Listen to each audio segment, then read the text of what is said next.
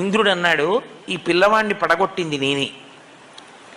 నేను వేసిన వజ్రాయుధానికి ఇతని ఎడమ దవడ సొట్టపడింది కాబట్టి, సొట్టబడిన హనువులు కలిగిన వాడు కాబట్టి ఈ పిల్లవాణ్ణి నేను వజ్రాయుధంతో కొట్టానన్న దానికి గుర్తుగా హనుమా అని పిలవబడతాడు.